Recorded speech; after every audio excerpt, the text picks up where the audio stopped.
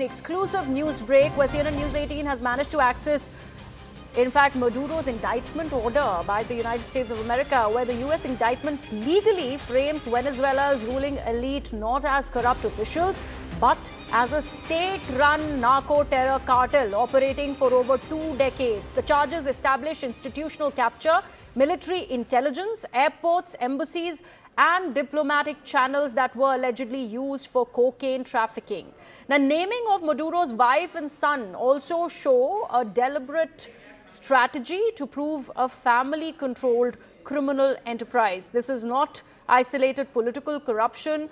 Partnerships with designated terrorist organizations also turn cocaine profits into an instrument of regional instability. Remember, narco-terrorism is a major charge against Maduro and his family. My colleague Siddhant Mishra is joining us to help us understand this better now that we've managed to access that indictment order of Maduro. Yes, Siddhant.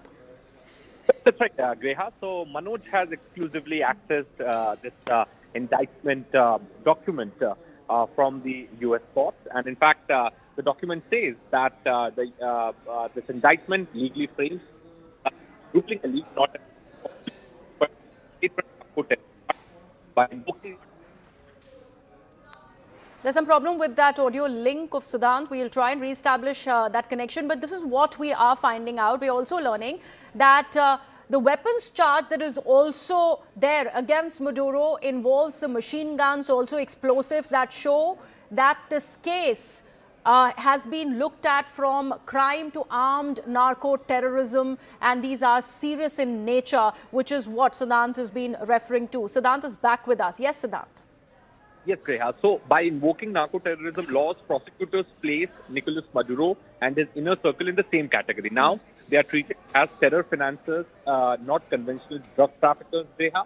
The charges establish institutional capture, military intelligence, airports, embassies, and diplomatic channels were allegedly used for cocaine trafficking. Naming of Maduro's wife and son shows a deliberate strategy to prove a family-controlled criminal enterprise. This is not isolated political corruption. Partnerships with designated terrorist organizations turn cocaine profits into an instrument of regional instability. In fact, weapons charges involving machine guns and explosives show that the case from crime to armed narco-terrorism are serious in nature.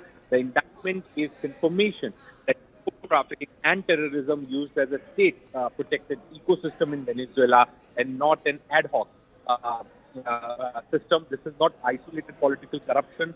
Partnership designated terrorist organizations turn cocaine profits when instability. In fact, weapons charges involving machine guns and explosives show that the case from crime to armed narco-terrorism are serious in nature. The indictment is confirmation, Greha, that narco-trafficking and terrorism used as a state-protected ecosystem in Venezuela, not ad hoc criminal activity.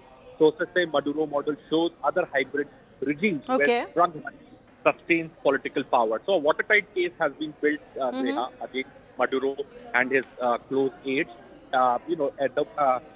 The narrative which U.S. government wants out is that he was not only the kingpin, but the entire ecosystem was getting protection from his regime in Venezuela. So that's the crux of this input which has been brought to us by both.